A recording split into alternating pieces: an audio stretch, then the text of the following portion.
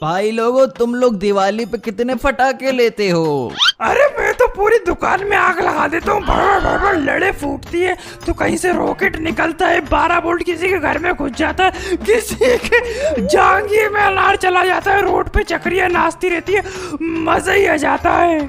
मैं तो बिल्कुल नहीं फोड़ता हूँ दिवाली पे पटाखे, उससे प्रदूषण होता है। तू अपना मुंह भी मत खोला कर, उससे ज्यादा प्रदूषण होता है। ये मुंह फाड़ू था दोस्त। ऐसे ही थोड़ी सेविस शर्मा कहे जाते हैं जनमन। मैं फटाके नहीं फोड़ता, रंगोली बनाता हूँ दिवाली पे, 1 नंबर रंगोली बनाता हूँ। लड़कियां भी फेल हैं। भाई इतनी अच्छी ही रंगोली बना लेता है तो मेरी जिंदगी में भी रंग भर दे, बहुत बेरंग हो गई है। अबे दिवाली आ रही है, क्या रो रहा है? खुशी मना। खुशी हो तो जिंदगी में मनाऊं। क्यों, किस बात का दुख है? प्रिंसिपल के पिछवाड़े में बम नहीं फोड़ा, इस बात का दुख है।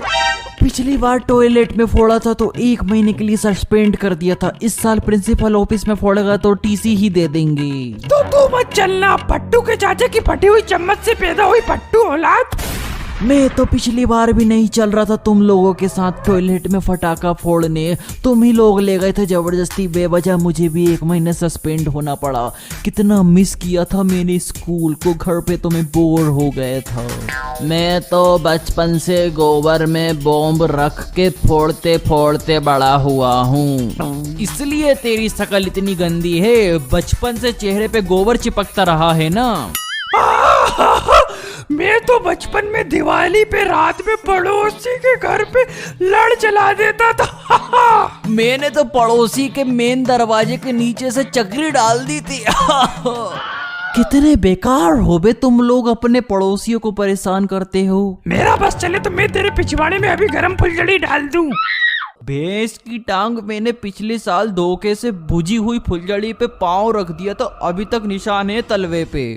इसलिए मैं तो जूते, ग्लव्स, टोपा पहन के फोड़ता हूँ फटाके, बिल्कुल रिक्स नहीं लेने का। अबे क्या मजा है इसे पटाखे फोड़ने का, जब तक हाथ पाँव जले नहीं, शरीर का कोई हिस्सा काला नहीं पड़ जाए, तब तक मुझे तो मजा नहीं आता पटाखा फोड़ने में। हैप्पी दिवाली बच्चों, दीपावली की विराट और हार्दिक शुभकामनाएं आप सबको। दिवाली की छुट्टी अच्छे से मनाना। सर, आपको फटाका फोड़ना आता है या फिर आपकी फटती है फटाका फोड़ने में? मैंने अपने जमाने में हाथ पे रख के लड़ चलाई है। वाओ सर, आप तो बहुत डेयरिंग थे। और ये आजकल के फट्टू लड़कों से तो पत्थर से टिकड़ी तक नहीं फूटती, बंदूक यूज करते हैं। अरे पगली, तू कहे तो मैं तेरे लिए अपने पेट पे चक्री चला लूं। पेट के नीचे अनार तो है। एंग्री कौआ, मस्ती नहीं। सर, आपकी फेवरेट मिठाई कौन सी है? बेटा मेरे को तो शुगर है। अरे तो बचपन में तो रही होगी ना कोई फेवरेट मिठाई, बचपन से थोड़ी शुगर होगी, या फिर पैदा ही मीठे हुए थे। बचपन में तो मुझे बेसन बर्फी बहुत पसंद थी। सर, इस बार मैं दिवाली पे पकवान बनाऊंगी, छुट्टी के बाद आपके लिए लाऊंगी बेसन बर्फी। आप बताना कैसी बनाई मैंने। तुझे मुझसे ज्यादा नंबर लाने के कोई और तरीके पता नहीं है क्या? जब देखो सर को ऐसी चीजी चीजों से इम्प्रेस करने की कोशिश करती रहती है। तो तू कर ले ऐसी चीजी चीजें, मैं कब रोक रही हूँ? मुझे तेरे लेवल पे आने की कोई जरूरत नहीं। तू आ भी नहीं सकता मेरे लेवल पे, अंधे चश्मिश। शांत बच्चों शांत, दिवाली का महीना है, ऐसे लड़ो मत। री level placement protection plan, job की गारंटी। वाह, सही है। काला धागा काला धागा काला धागा, ये काला धागा चमका देगा आपकी किस्मत। जो चाहोगे वो मिलेगा, हर इच्छा पूरी होगी, बैठे बैठे बॉडी बनेगी, लेटे लेटे पैसे कमाओगे, मात्र 5,000 रुपए में, सिर्फ 5,000 रुपए। बाबा, क्या ये काला धागा मुझे बिना पढ़े एग्जाम में पास करा देगा? बेटा, एग्जाम तो बहुत छोटी चीज है, इस काले धागे की शक्ति के प्रभाव से तुम बिना पढ़े यूपीएससी भी क्लियर कर सकते हो। बाबा, अगर ये इतना ही चमत्कारी है तो तुम अपनी किस्मत क्यों नहीं चमका लेते हो? पैसे छापने वाली मशीन बनाने वाला भारत का सबसे अमीर आदमी है क्या? नहीं ना। बेटा कहाँ तुम इन ढोंगी बाबाओं के चक्कर में पड़े हो। इससे अच्छा हमारी coaching last minute preparation join करो। मात्र 1 महीने में पूरा सिलेबस कंप्लीट करा देंगे, टॉप करोगे। ढोंगी बाबा और कोचिंग वालों को छोड़ आप हमारी मात्र 1275 रुपए में भगवान भी नहीं पकड़ पाएंगे। चीटिंग सर्विस लो जिसमें हम आपको लाइव एग्जाम में चीटिंग कराएंगे, किसी को पता भी नहीं पड़ेगा। ऐसे इंस्ट्रूमेंट यूज करेंगे। ये सब फालतू बातें हैं, धागा ही सबसे कारगर है। कोचिंग सबसे प्रैक्टिकल है। चीटिंग सबसे सरल है। धागा लो बेटा। कोचिंग ज्वाइन करो बच्चे। हमारी चीटिंग सर्विस लो। तुम लोग मेरा लो, एक तमाचा।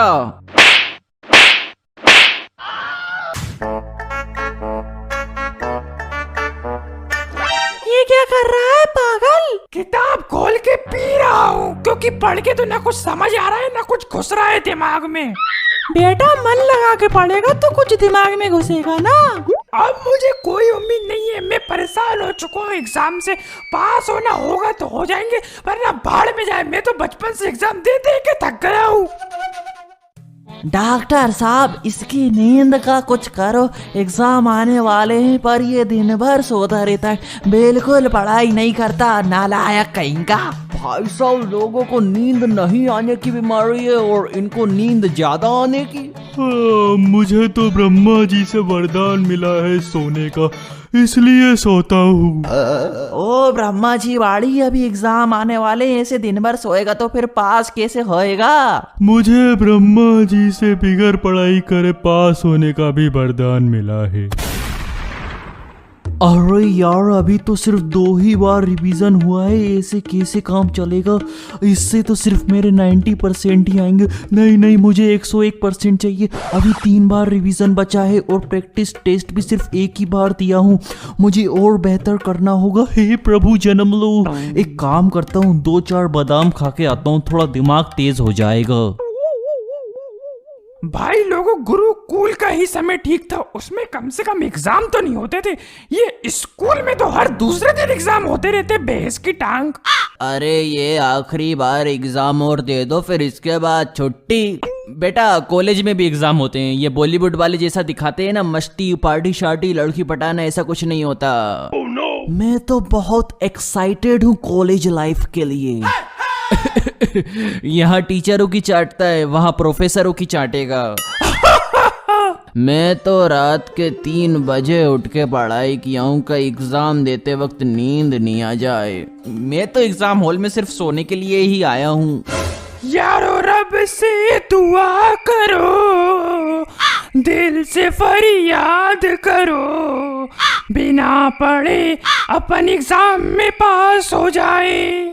भाई बिना पानी पिए बाथरूम तक नहीं आती, एग्जाम में पास कैसे होंगे?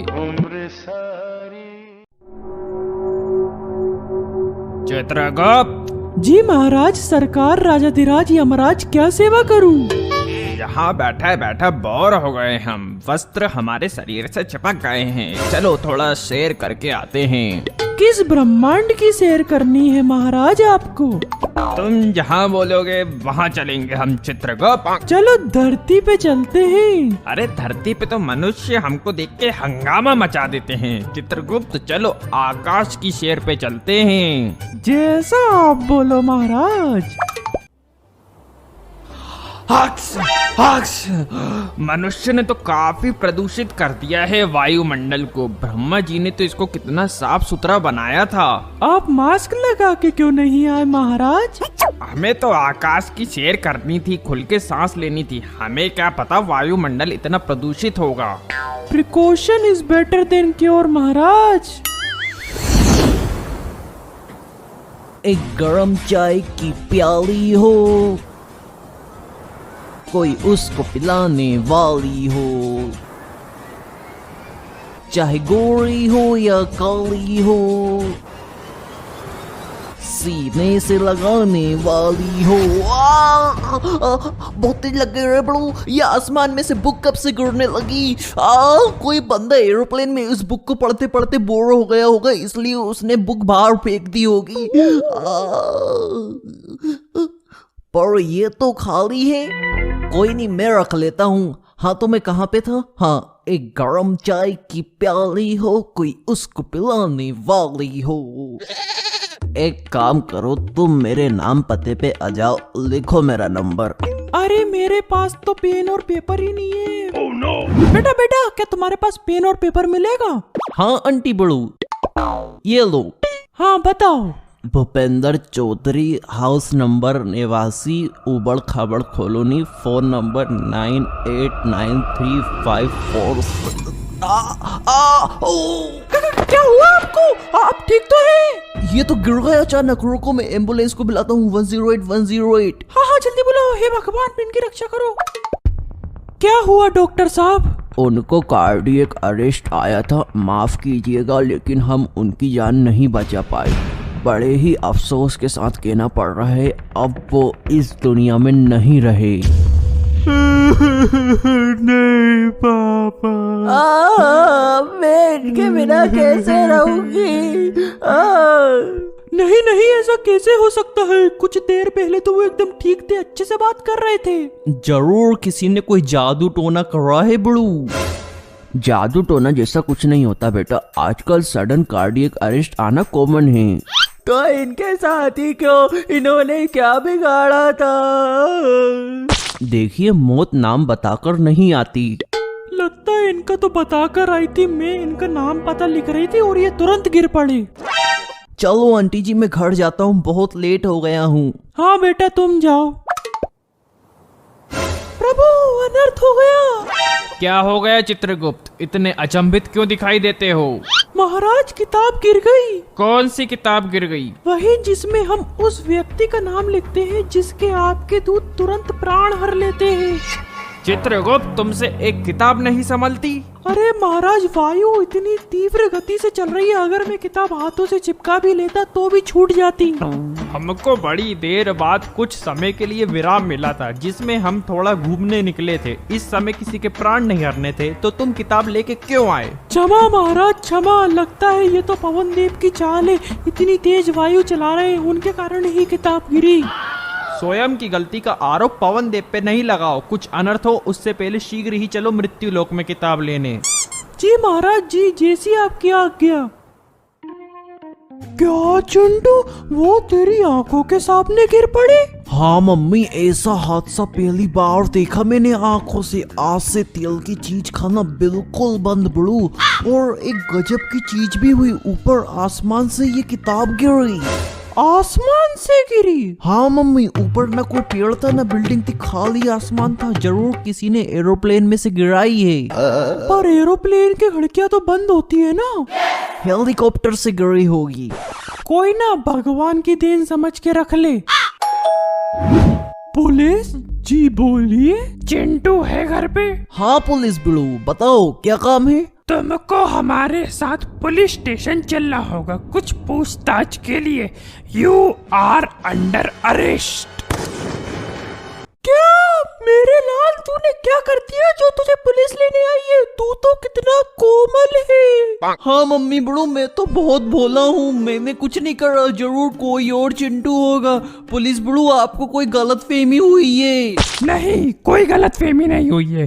तुम सीधे सीधे चल रहे हो या फिर मुझे डंडा निकालना पड़ेगा? डंडा निकालने की कोई जरूरत नहीं है, मैं चलता हूँ।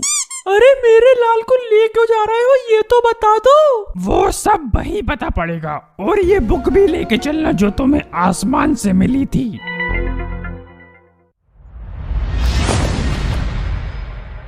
प्रभु, हमारी दिव्य दृष्टि के अनुसार पुस्तक यहीं गिरी थी। यहाँ पे क्या अचार डाले हम चित्रगुप्त? आपको अचार खाना है महाराज? मूर्ख, अपनी दिव्य दृष्टि से ये पता लगाओ पुस्तक इस क्षण कहाँ है और वहाँ तुरंत चलो। जी महाराज, अवश्य।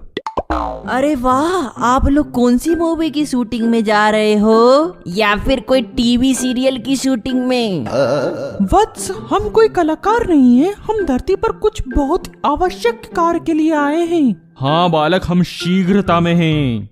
आप सच में यमराज और चित्रगुप्त हो क्या? ये मेरे दोस्त को मार दो, साला मेरी क्रश पे लाइन मारता है। वो तो तेरे को भी भाव नहीं देती है, तू है ही धरती पे बोझ, इसे मार दो यमराज जी।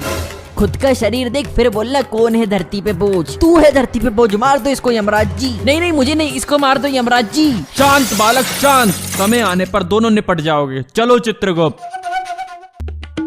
अरे आप लोगों को भी हिरासत में ले लिया क्या इन लोगों ने बड़ू? इन लोगों को हिरासत में नहीं लिया है, बल्कि इन लोगों ने तुम्हारे ऊपर केस दर्ज किया है मर्डर का। नहीं, हे राम जी, चिंटू तूने मर्डर कर दिया? ये सुनने से पहले मेरे कान में पानी क्यों नहीं भरा गया? ये झूठ है मम्मी, आपके चिंटू ने चींटी तक नहीं मारी। किसी इंसान का मर्डर करना तो मीलों दूर की बात है। पूछो तो जरा इनसे मैंने किसका मर्डर किया है और कैसे किया है, सबूत क्या है इनके पास? बेतुके आरोप न लगाए मुझे मासूम पे। मासूम? तू तो कीड़ा है, कीड़ा। कीड़ा मतलब? खीरा मेरा बेटा ककड़ी है, और अगर है तो उस बात पे उसको गिरफ्तार क्यों किया?